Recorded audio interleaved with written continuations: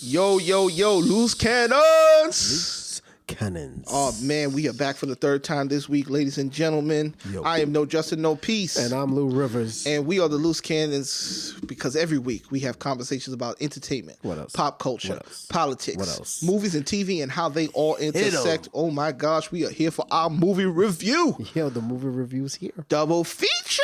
Okay. Yo, we're not playing with you. You're right. This is not a game. This is not a game. We taking the podcast game by storm. Joker. Ooh. Gemini Man. God. Gemini Man? Oh man, these are two great ones. Listen.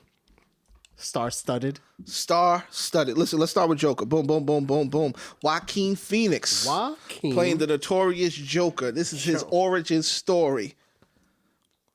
Which we kind of know. If you read the comic books, you know a little bit about the Joker's origin. Yeah. But this movie was directed and written by Todd Phillips, Scott Silver, and some other people. Yes. Starring Joaquin Phoenix. What you got? You got Robert De Niro in it.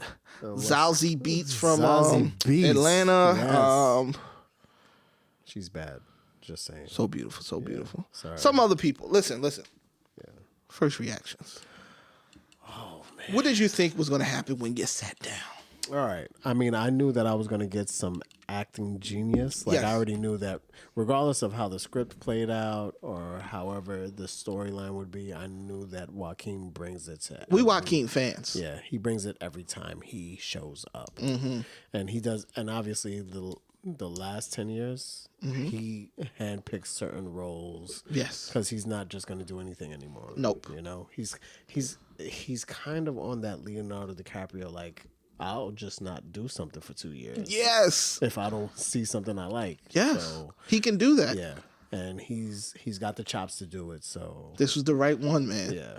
Todd Phillips. Did you know anything about Todd Phillips before you sat down? I was gonna say, what did he wrote it, right? He wrote it and directed it. He did direct? Yes. Okay. He definitely directed it. He wrote it with some other people. Right. But Todd Phillips is notorious. Well, he made some comments recently.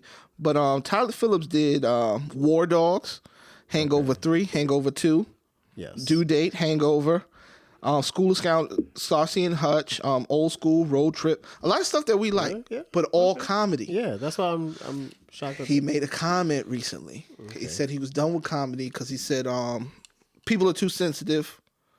You can't make good jokes anymore without getting in trouble. Okay, he's right. Is he? Yeah, I mean, people are sensitive. People are sensitive. Are they more sensitive now? Yes. Or is the internet bolstering people who are masquerading as... I think they're all Russian bots. They're all sensitive Russian bots. So you think that this is like a whole psychological warfare? Like I think a lot of it is being bolstered. Okay. I think people think... Because when you speak to people... I'm not meeting any of these hugely sensitive people. Oh. But the thing is, the one thing that people got to understand, when you make insensitive jokes, you got to realize you made it because you knew it would be insensitive. Right. So you got to take some of the heat from that. Right. Got to take some of the heat from that. But so do you? So I believe in that whole like a person is smart, but a group of people are dumb. That mentality. Group think, yeah, sure. So it's sort of that like the trolls are like leading the people down the path, and then it's just like, all right, go ahead. Enjoy and just swell out. I think people are mixing up intention and effect. Like people have to be willing to understand that you may not have the intention to hurt people, but the effect you may hurt people. Okay. And also people who get hurt got to understand that even though it may have hurt you, the intention wasn't there. Right. So then you have to weigh in and say, you know what, he didn't intend to hurt me. I felt that. Throw it away. Right. But if you intended to hurt me and it hurt me, that's one thing. Go all out. Right. But you have to be balanced in that because everyone has their own sensitivity. Right. I'm pretty sure Todd Phillips doesn't want everything said about you're being sensitive about comedy. Right. Like you have a sensitivity about comedy, but you're mad that people are being sensitive about what? Right. Rape culture? Like I feel like we all have our sensitivity. We all have our levels. But you know what? I ain't gonna go see another Todd Phillips movie. I'm glad that Todd Phillips did not want to do comedy anymore because he did this. This was phenomenal. God damn. Todd Phillips, you are talented. First of all, you did Hangover 3. You were being wasted doing that. Man. You just told me. I thought it was a couple of other movies, but you said this. I probably looked at that same list and was like, this is not the same guy. Todd Phillips, man. Okay, cool. I wouldn't. Okay, so apparently with this movie, they were one of their bases was Taxi Driver. Yes. They were going with that performance and that feel, and I'm like, oh, okay, that makes sense. Right. That makes a lot of sense. This didn't feel like a comic book movie. No, definitely not. It did not feel like it was a comic book movie until the end. You know what it was? It was what graphic novels are to comics. You know what I mean? It was a manga. Right. It's so different where it gives you so much. This is more. Old Boy. Yeah. Yes. This is Old Boy. Yes. This is exactly Old Boy. And damn it, thank you. Yeah. Yes. Thank you. Yes. Thank you. Because like Joker's not supposed to be for kids. Right. And if you allow people to make this some PG-13 piece of crap, it would have been horrible. Right. But you allow it to live in this vicious, odd nature of art. Listen, you can't have this movie without being affected by Taxi Driver. You can't have this movie without being affected by Clockwork Orange. You don't have any of this cinema. But this is a nice place. You know, it's like when you hear Trey Songz's first album, and you're like, ooh, I know you was affected by R. Kelly, and thank you for being affected by him. You know what I mean? Yeah. I know you was affected by Scorsese, and thank you for taking that influence and doing something and creating something of your own, because this was great. Right. Joaquin shines. Shines. I'm like, give him everything. It is definitely Taxi Driver meets Fight Club. Yes. Oh, for sure. Meets Clockwork You Orange. definitely don't have it without Fight Club either. And I mean, like, the thing that I love about movies like that is that it takes something that's illogical to people and they can't grasp it, and it wraps it up so that they can be like, oh, I see. Can I ask you a question? Go ahead. Does Joaquin have a regular back, or is that his acting also? Like, does he make his back do that in the movies? I think so. God damn, he has back work? Oh my gosh, he's that good? His back is acting. I can't with you. Yeah. He is tuned in. Yeah, I mean, like, look at that and then look at her. You seen her, right? Yeah, we watched You're right. Yeah. He's definitely so different there. He transforms his body. Yeah, he's a shapeshifter. See, they needed someone like him. Now, this is what, like, for me, imagine if you had a series where it was him versus Christian Bale. Like, that would be ridiculous. And that's not taking anything away from Heath. No. It's just for the fact that, like, you have two of these actors. You can't have this movie without Heath. Right. You can't. Not at all. If Jared Leto's one would have came first, they would have shut down the franchise. Yeah, that would have been it. There would have been. We wouldn't have even had Bane. Right. Because you had to have Heath to say, this is what we can do with this. Right. And Logan, people like this? Right. They like it without all the extra? Oh, wow. Now, this is the whole want thing. Some story? Now, they can recover the Jared Leto Joker. This doesn't have to be the same Joker. It does not have to be. No. And the whole thing is they've already like been able to plant certain seeds. Because at a certain point, so Jared Leto's Joker's young. True. Yes. But he's older than Batman here. But there's 3 Jokers in the series of Batman. Interesting. So the best part for Jared Leto's character would be if he was the Robin who was killed, who turned into the Joker. Oh, okay. Because in one of the parts, Robin is killed by the Joker. And, Got you. And Joker has a son. It's like a whole bunch of stuff that could have played out. Yep. Robin turned into the Joker. Got you. Anyways. Plus, if they do like a Suicide Squad, you can't take Joaquin Phoenix and put him in that because it doesn't make sense. No. Right. No. So, but yeah. They're different worlds. Right. Same world, but different worlds. But he can be next to Christian Bale. Yes. Anyway, so I had a good time. Yeah, the writing is, I mean, it's great to have a movie and not focus on Batman. That's right. So I mean, like, I think having that blank slate and being able to go, so where does he come from? How does this get to this point? Sidetrack. Hold on. Go ahead. My experience going to the movies, right? Mm-hmm. I went on the phone late, even though I knew I was going to go see the movie at this time. Mm-hmm. Trying to find a seat. Wasn't that many seats. Packed up. This was on the Thursday night. Packed up. Mm-hmm. I get into the theater. We use the AMC stub list. The guy was like, "Oh, I need your ID." I'm like, "All right, sure." I look over to my right. There's a cop standing on the wall. Mm-hmm. I'm like, "Oh, here they go." With the extra, with all the stuff, and they thought might be shootings anywhere and everywhere. Mm-hmm. Then I see a security guard walking around. He's got a gat too. Mm-hmm. Extra security. I'm in this theater all the time. Mm-hmm. It's not normal. I go use the bathroom first because that's my normal thing. I go use the bathroom. Past the cop, gave him a nod. Like, listen, I gave him a nod. Like, if anything goes down, just let me know. Right. So I can be out. Not to back you up. Right. Just to give you the fair warning. So I can be out. So I go to the bathroom. I come out. I overhear the security guard. He walks up to the cop and he's like, now the cop has on a cop uniform. The security guard has on just a black T-shirt and pants, and it says security. Mm-hmm. Big difference of who they are. Yeah. Security guard goes to the cop and he's trying to connect with the cop. He's like, "How you doing?" He was like, "This is security guard." He says, "Man, I only seen like 2 suspicious things today." No, he didn't. He's trying to like build rapport with the cop. He's like, "Only seen 2 suspicious things today."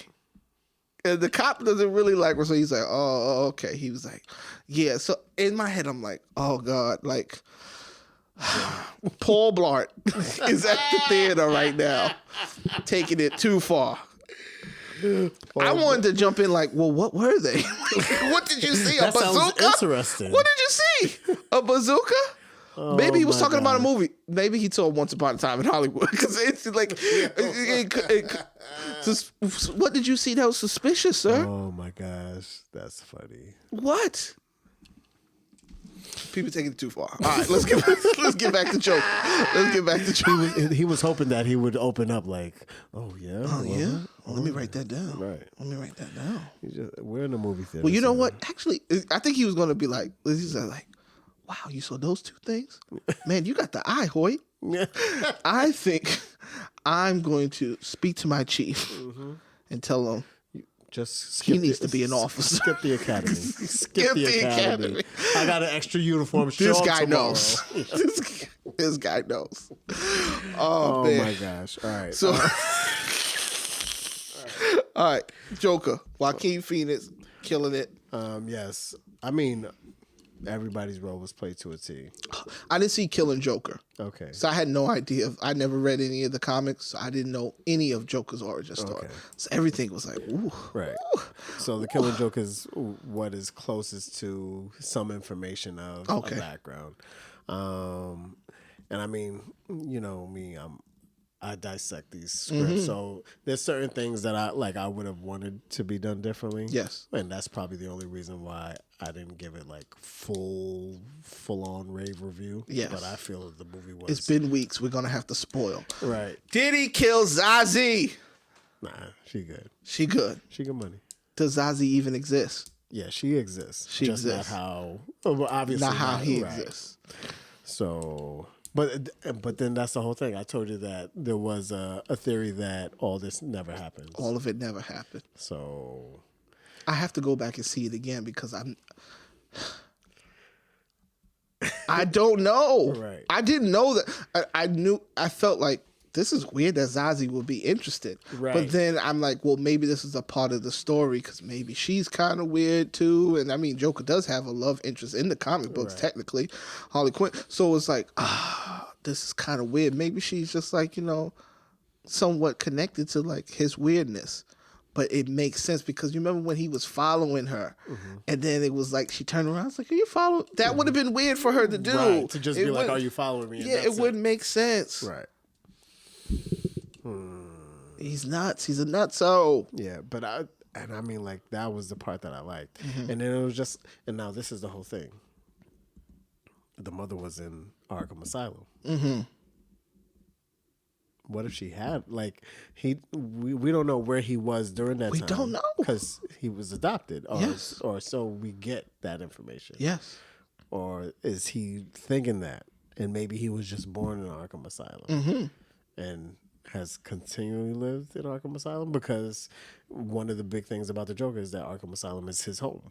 Yes, he's always called Arkham Asylum his home. So it's just like it's a really weird scenario where it's just like has what's normal for him, and every time they let him out, just brings him. He right might back. have had all of this in his mind, because I'm trying to remember the room that he was in with the last black counselor that he was seeing. It felt very similar to the room that he's been in the other situation, and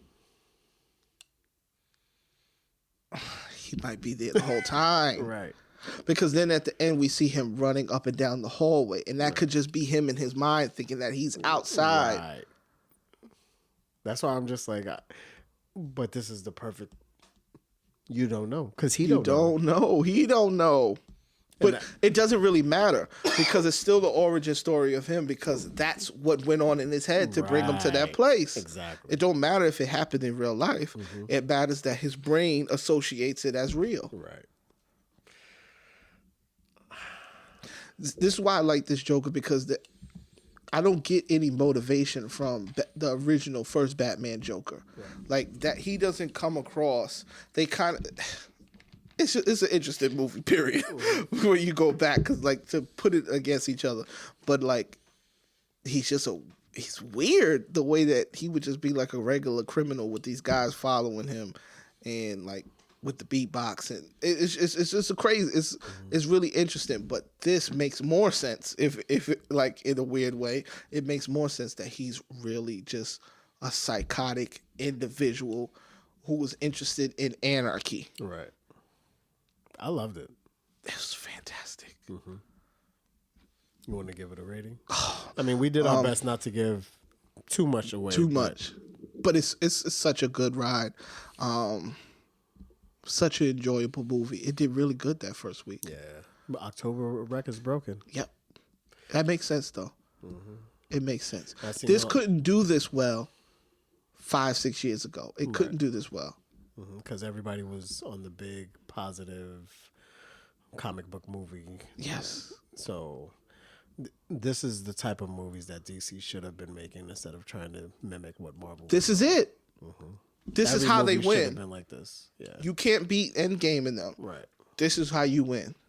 Make everything dark as fuck. Let's go. Right. Because now you can actually make it about acting, make it about everything else, not just like, all right, we got to get kids in here. Yeah. No, you want all these adults to be like, we got to go see this. That's right. You know? So, and it actually, it's so crazy. It's not as heavy as it is. It's still not that bad for kids. Right. It wasn't. It really is that bad for kids. I mean, obviously, the worst part is the Robert De Niro thing. Yeah, the murdering. Right? Yeah. So that didn't happen. It didn't happen because he used to sit there watching it with his mother. He's imagining that. I gotta go watch it again. Joaquin killed it. Todd Phillips killed it. First of all, some of these shots, I gotta talk, like the staircase, some of this framing, it was just amazing. Did you see the last Todd interview when he talks about the nod to Heath? So he said that, like, filming everything, this, that, and the other. But the one scene that he did want to film was the frame of him in the cop car. Yes. With his head against the window. And Heath is hanging out the window. Yes. But, yeah. So I was like, oh that's my nice. goodness. What did you give it? Damn, I don't want to be a fanboy. But this is our Clockwork Orange, man. This is a fucking it's a 4.75, man. Okay. I don't know what would have made it a 5, but for some reason I'm reluctant giving it a 5. Okay. But it's a damn 4.75. Right. I'm reluctant too. I gave it a 4.5. Yeah.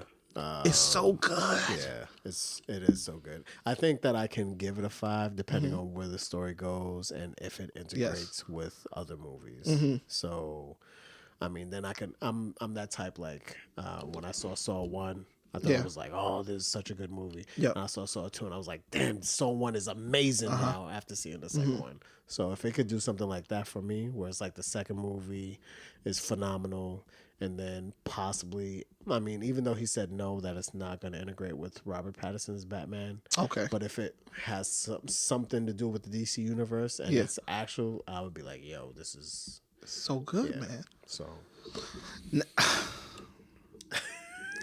I enjoyed it, but I don't know if we enjoyed it because we're the type of people that we're in this world. Right. Does it require the movie watcher that watches certain movies just to get the feeling? But damn it, I think everybody should give it a try. Yeah, everybody should watch it. Give it a try. It's easily going to be one of the best movies of the year. For sure. They were talking about the awards already, and it was so funny because they were just like Avengers Endgame was like on its way to finally like winning an award for something, and here comes Joker just busting it out the way. Yeah, it's true. But yeah, so go see it if you can. Go see it, guys. Double feature. So we saw that the other week. Listen. Yes. I was excited for this. Me too. Actually. Listen, okay. This has the perfect setup because what kind of... It's shut down on you. Look at that. The devil is a liar. Yep. Listen, this has the perfect setup because I'm really a fan of the main actor. I'm a super fan of Will Smith. Yes, Will Smith. I'm a Pursuit of Happiness, Fresh Prince of Bel-Air, 7 pounds, Will Smith guy. Yes. Focus, Will Smith guy. So this kind of gives you the mix of that dramatic style and his action, like Ooh, bad boy. Gave you the iRobot. Now I am Legend. I am Legend. Will Smith. Yeah. Listen. Directed by Ang Lee. Yes. Okay. If you don't know who Ang Lee is, guys, come on. Do your Googles. Yeah. Do your due diligence. Do your history. IMDb isn't messing up for me right now, but I'll tell you who Ang Lee is. Brokeback Mountain, Ang Lee. The first Hulk. Ang Lee. Yes, the first Hulk. Yes, you're right. What's the one with the tiger and the Indian kid? God dang. Life of Pi. Yes. Life of Pi, Ang Lee. Crouching Tiger, Hidden Dragon. Ang Lee. Ang Lee can shoot some shit. Yeah. He's actually, Ang Lee and Will Smith getting together. Okay. That's just a recipe for thank you. Yes. Take my money. You can have it. You can have it. You can have it. You can have it. Interesting story. I wonder I wonder how long this movie's been floating around. Before someone was like... Yeah, and I wonder if it was originally going to be Will Smith. Because you know how a lot of these movies end up being weirdly positioned with other people. Right. But like screenwriter is David Benoff. Let's see what he's written. David Benoff. The Wolverine. Did he? I don't know. What else is up there? Oh, 25th Hour. Oh, ooh, that's one of my joints right there. Troy. Okay. Anything else? Oh yeah, X-Men Origins Wolverine. Brothers. Okay. He Always Sunny in Philadelphia. Interesting. I was gonna say he's done a couple TVs. I was gonna Game of Thrones. Game of Thrones. Yeah. So listen, the man knows what he's doing. Yes. He's a writer. Yes. So, and I could tell because they tried to make it not just an action movie. Yes. So you got at least 2 times you got the Will Smith monologue, dramatic as hell. I was like, okay, Will, First of all, we got Will versus Will. Yes. Double Will. I was like, okay, this is today Will versus 6 Degrees of Separation Will. Wow. Okay, yeah. Wow. Yeah, Will definitely. on Will. Yeah. Okay. What's the story? Will Smith, a world-renowned assassin. Black market gun for hire. No, I thought he worked for the CIA. No, it was some DIA they called it, but right. I mean, I'm assuming they consider it the CIA. Yeah. But that's within that there are people who hire him for different things. Right. Different things. All right. He's the best in the world. Right. We see him do this amazing kill at the beginning. And he's ready to get out. He's ready to get out. He's off. He's off. He hits him, right? But he doesn't hit him like he want to hit him. He's just a little off. Yes. Yeah. So he feels like, listen, I got to stop. Plus, it's weighing on my conscience. Right. Starts a little equalizer. Right. But okay, let's just go with it. Let's just go with it. So it's weighing on my conscience. I got to get out. But they don't want you to get out. Right. So boom, we know that they don't want him to get out. Right. Therefore. But it's not even that. It's that the little smidgen of information he gets. That's it. They were just like, oh, we got to just blow it all up. Blow it all up. He has friends everywhere. Right. He has friends everywhere, and some of the friends give him new information. That's right, of the guy that he killed. Because Will is a killer with conscience. Right. He only kills guys who should be killed. Right. But apparently this guy was not who they told him he was. Right. He was not this murdering, raping drug dealer. Right. He's actually was a scientist. Right, a biomolecular chemist. So, I mean, at this point, they're after him. They're trying to, wipe the slate clean so that they can move on. Because his friend gives him this information. Right. They kill the friend. They kill his partner. That's right. And the only person who's basically still alive is his handler. That's it. Who didn't know that most of this stuff was happening. No. Right. But kind of. Yeah. But not really. But the reason why they kill him is one of the reasons why is because they want him out the way. Right. Because they're going to institute this program. Right. That's right. So, boom. We don't know what the program is. Right. But it's in effect. Gemini. So, boom. So now he's on the run with a semi-love interest. Yes. Which was interesting. Which was interesting because she was watching him, but she didn't know. Right. So she was burnt now, and they were going to clear up all loose ends, which was including her. So now he goes on the run, and he still has to figure out how to survive and clear their name and find out who's trying to kill him. Right. Man, was this good. It was. It was good. It was developed very well. It moved. It wasn't stagnant. Like, that's the one part that I was just like, all right. It doesn't stop here, I'll tell you that. It's giving some story. Yes. It's giving some action. Yes. And they're piecing it nicely. That's right.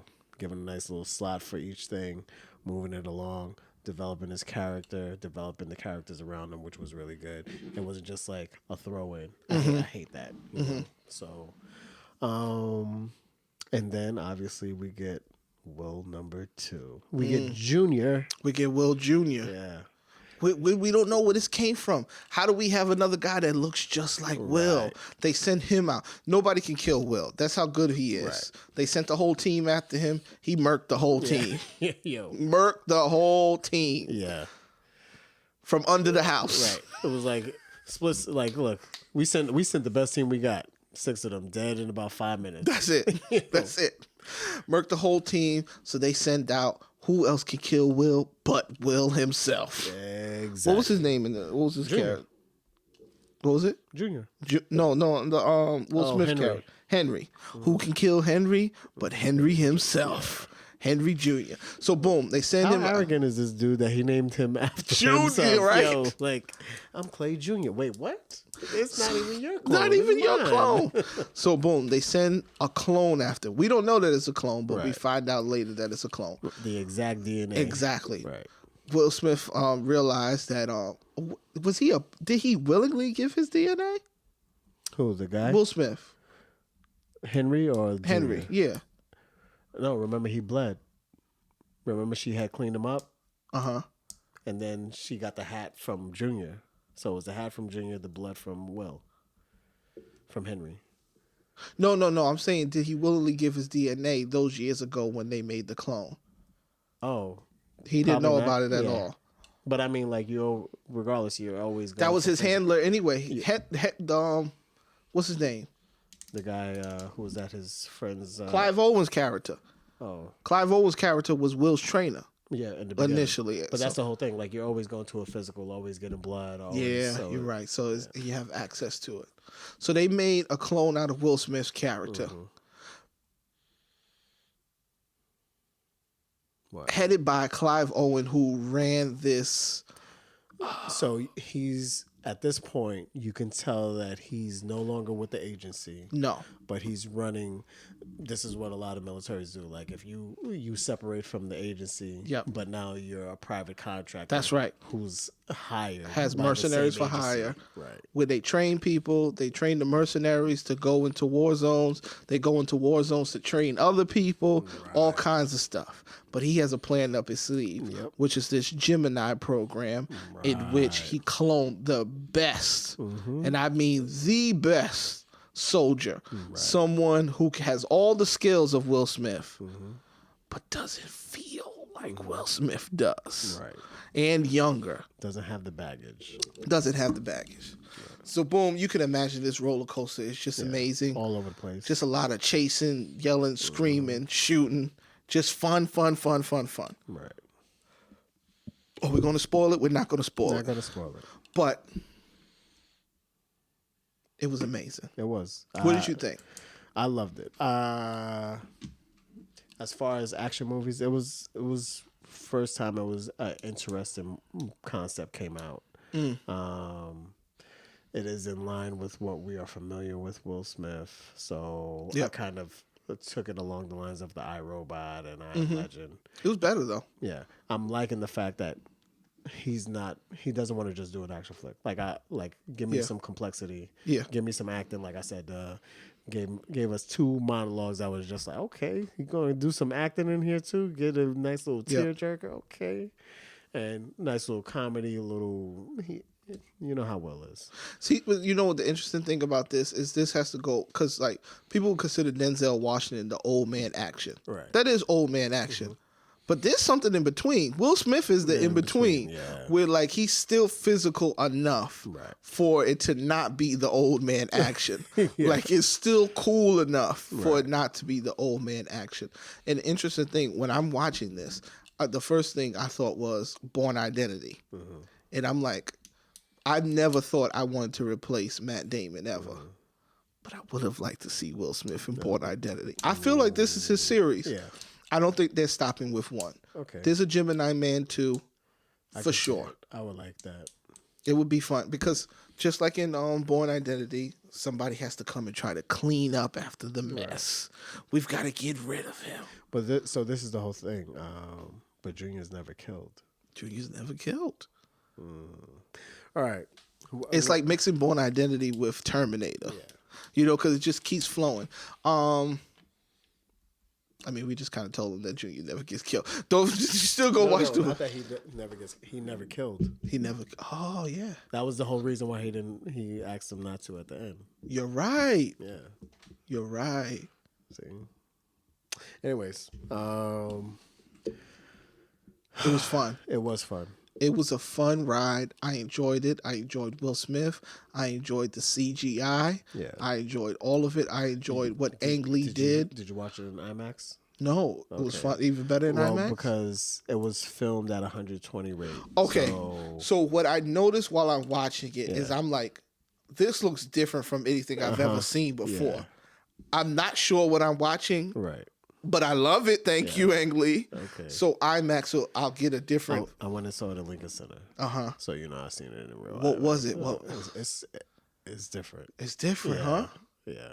Because the images, they were like, you know how you see the HD on the screen, the OLED, and the one that they're selling at Magnolia in Best Buy. Yeah. You're like, whoa. Yeah. That's a beautiful fish. Right. And the crazy part is that. So even if it's filmed at a higher frame rate, it was filmed for 4K, and we don't have no 4K theaters in all. No, so then the DVD is gonna be banging. Yeah. Ooh. Okay. Yo, it was so fun. Everybody's performance was good. I was happy with how the story worked out. Clive Owen was a great adversary. Yes. He was on point. Damn. The action was so good. It was. Even I can't like. Did he do his motorcycle scene? That's the only thing that. While I'm watching the motorcycle scene, I'm like, damn, Tom Cruise is the man. Because like, you know, in that last Mission Impossible, it was like that camera was right on Tom Cruise's face the whole time. And it's like, we got the back of Will Smith. Will Smith wasn't doing all that cutting in that motorcycle, but he did some of it. Yeah, a lot of it was cut, so you could tell. It was. Yeah. But damn it, it was so good. Yeah. I mean, to know that CGI has made it to this point, by itself is amazing. How? Yeah, because remember the thing I told you about Black Panther? Like, I hate the choppiness, not being able to pinpoint fights. This was You're so right. And then, how many times, especially like, a fight is real quick. How many times did they slow it down so you can see, like, oh, his face is being pushed. And I was like, okay. They said that, I mean, I think the history, they're saying that Bourne Identity changed the way how fights were. Yeah. All right, so I gave it, right now I'm giving it a 4. Yeah. I feel like I could go higher, but damn, I think I'm a Will Smith fanboy. This is a 4.5 for me, dog. This is a 4. This is everything I want to see in the cinema. Yeah. Like really good performers, met a really great director who made a really interesting vision. Right. That movie didn't look like anything I've seen this year. Right. No, it's not. It had all the pieces of movies I've seen before, but I've never seen everything. I don't know what the image was like. Really different on my eyes, and I could not call it. I didn't understand it. I'm like, what am I seeing? Because it was something about I don't know if it's the depth of field, the way Will Smith looked on with the water behind him. I just couldn't. I didn't know. The filming is ridiculous. It's crazy. Yeah. It's crazy.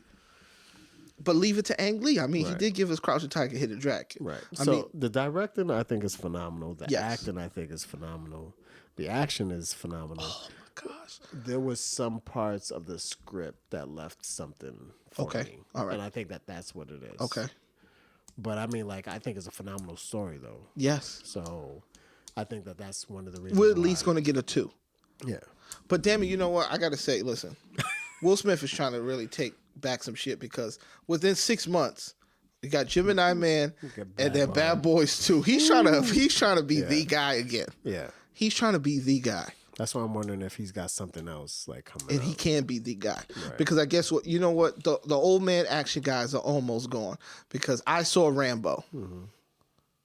I don't know why Stallone is allowing people to make stuff like this with him in it. Right. I saw Rambo. I didn't hate it though. Right. But damn it, it really wasn't that great. It wasn't.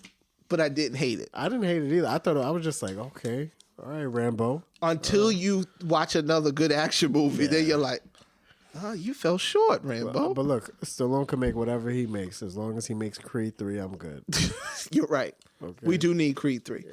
All right, so you gave it a 4. I gave it a 4.5. Gemini Man, guys. Gemini Man. Oh my gosh. Will Smith killed the performance. Ang Lee. Watch it. So good. Clive Owen. Everybody. This was great. Oh my gosh. Thank you guys for sitting down with us. Yo. Listen, if you're on YouTube, subscribe and share. If you're on Facebook, share this with a friend. Tag a friend. Let them know the Loose Cannons Podcast is killing the game. I'm No Justin No Peace. And I'm Lou Rivers. And we are the Loose Cannons Podcast because every week, and that means every week, we are sounding off our opinions on today's pop culture, politics, movies, TVs, and how they all intersect. Oh my gosh, guys, this was a great week. We are out. Thanks for having us. Peace.